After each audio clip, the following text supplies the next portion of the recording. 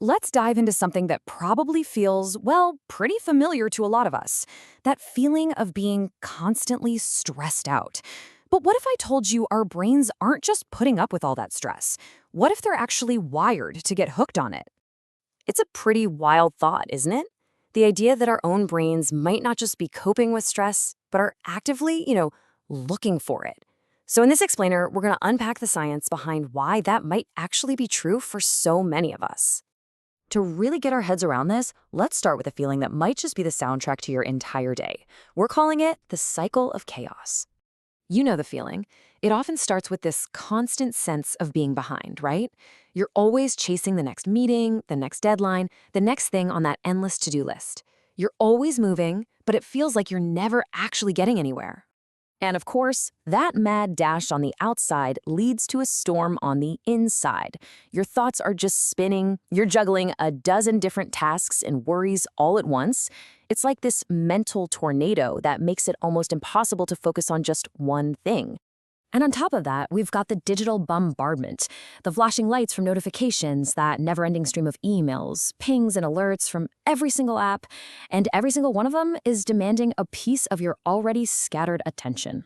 And all this external chaos, it becomes physical. You can literally feel it in your body, that pulsing, racing heartbeat. That's your body's alarm system. And for a lot of us, it feels like it is just always ringing. So just take a second here and really think about it. The rushing around, the spinning thoughts, the constant notifications, that racing pulse. Does that chaos sound like your normal everyday life? If you're nodding along, you are definitely not alone, and there's a fascinating reason why this happens in our brains. All right, so let's shift from the feeling into the mechanics. We're going to go inside the machine, your brain, to see what's actually going on during that whole cycle of chaos. And this right here is the absolute key.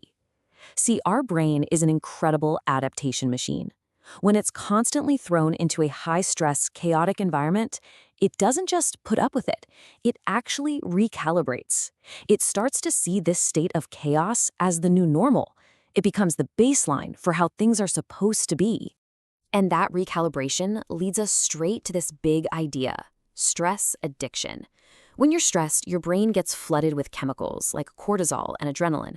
Over time, your neural pathways can get so used to that chemical cocktail that they start to crave it, actively looking for it just to feel normal. And this is where things get really, really weird. The brain gets so used to the chaos that a state of actual calm can start to feel, well, wrong. It can feel boring or unproductive. It might even make you anxious, which then subconsciously pushes you to go find the next problem to solve, the next fire to put out. So, what does this actually look like in the brain? Let's try to visualize this whole addiction pathway by comparing two very different states of being. So here we go. This is the brain that's addicted to stress. You can almost picture its neural activity as this vibrant, chaotic light show of hot reds and bright oranges. It's intense, it's bright, and man, it is burning through a ton of energy. In this red and orange state, the pathways are never really settled. They become unstable, kind of like a live wire, always searching for the next problem, the next crisis, anything that gives it that next jolt of stimulation to keep the fire burning. This slide really just lays it all out, doesn't it? It shows the two different worlds our brain can live in. On one side, you've got the chaotic brain, running hot in red and orange, its unstable pathways always looking for more stimulation. And on the other side, you've got the calm brain, shown in these cool blues. Its pathways are stable, it's resting in equilibrium. The goal isn't no activity, it's stable, regulated activity. Okay, I know this might all sound a little bleak, but the science of neuroplasticity gives us some real hope here. There is a path to calm, and it all comes down to a fundamental shift inside the brain. And this is the most important thing to remember. Your brain wasn't born this way. It learned to crave stress because it was exposed to it over and over. And the great news is that anything that can be learned can, with a little intention and practice, be unlearned. We can literally forge new pathways. You can picture the whole process like a movie slowing down. Step one is you consciously start to slow that frantic pace of life. And as you do that, the brain's neural pathways, which no longer need to fire so crazily, begin to stabilize.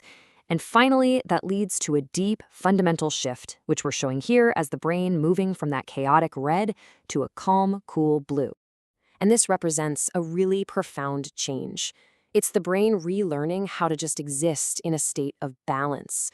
It's a shift from a system that needs chaos to function to one that finds its true strength and focus in a state of calm equilibrium.